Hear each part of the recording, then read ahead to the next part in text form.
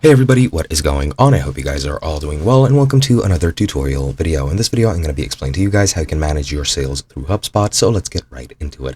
As you can see, currently I'm on my dashboard and we're going to be going through a couple different tabs and a couple different tools to show you guys how you can set up your sales management through HubSpot very easily. Now, the first thing you're going to want to do is you're going to want to go into the CRM page and you're going to go into deals. This is where you're going to be adding any deals that you might be doing with clients or other companies.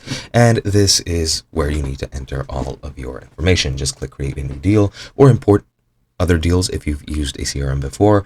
And as you can see, you need to add a deal name. I'll add a test one. You can add it to the pipeline, either the sales pipeline or whatever else. Then you can enter the deal stage. For example, you have appointment scheduled, qualified to buy, presentation scheduled, etc. For example, let's say appointment scheduled. Amount, you just add your amount of currency here. I'm pretty sure you can change your currency. I'm not very sure. You can also set up a close date. For example, I'm going to close it on December the 10th.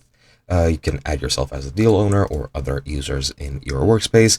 Also set up a deal type. For example, an existing business priority, I'll set it to high. Associate deal with contacts and companies that you have added to your list. And you can add line items if you have them set up. Then just click create and that's going to add you a deal. And then you can go on and set up other different things for your sales. Now we're going to go into the commerce tab. You can go into overview, you can go into payments and invoices and set both of those up.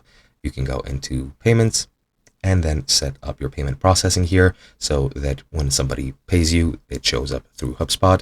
You can also go into invoices and actually create invoices to send to your clients so that they know how to pay you. You just go into create and you can create a one-time invoice or a recurring invoice depending on what your current situation is. You can also go to payment links and create other payment links, and that's going to be useful for sales as well.